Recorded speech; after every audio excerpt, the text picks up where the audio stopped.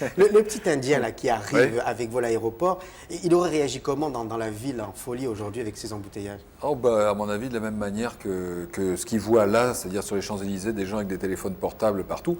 Ce qui est drôle parce que quand on a tourné cette scène, Hervé Palune, le metteur en scène, il a demandé à tous les figurants de porter d'avoir ses portables. Et tout le monde, il y a des gens qui se demandaient, c'est pas trop, etc.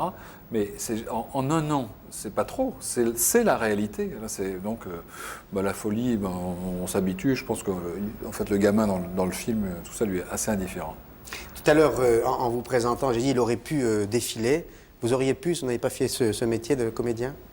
Parce qu'à un moment, la politique, quand vous avez quoi? Vous aviez 16 ans. 16 ans, 17 ans. Mais oui. 68, vous aviez 16 ans. Oui, bah, presque 16 ans, ouais.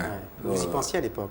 Ah oui, on était très. D'abord, on était une génération qui était très concernée, en tout cas, si ça n'est impliqué, en tout cas concernée. Donc, 68, on l'a vécu comme des adolescents vachement à qui les problèmes du monde tenaient vraiment à cœur, quoi.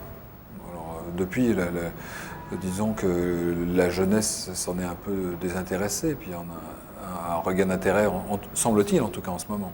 Là, ce que vous voyez en ce moment dans la ville, Oui. ça vous inspire quoi? Est-ce que ça peut aboutir à... Moi, par contre, un truc que j'observe, je ne sais pas si je ne dois pas être le seul à l'observer, mais ce qui est marrant, c'est que on voit ces mouvements sociaux divers avec des motivations très diverses, parce qu'entre celles des étudiants et celles des cheminots, c'est très très différent. Et quant à celle des propriétaires d'auto-écoles, alors ça c'est encore une troisième, parce que si c'était en grève l'autre jour, c'est encore une troisième voie. Bon. Et c'est marrant, c'est un moment où il n'y a pas d'opposition.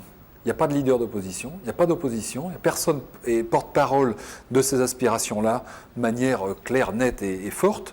C'était le cas aussi en 68. Voilà, en 68, il n'y avait pas d'opposition.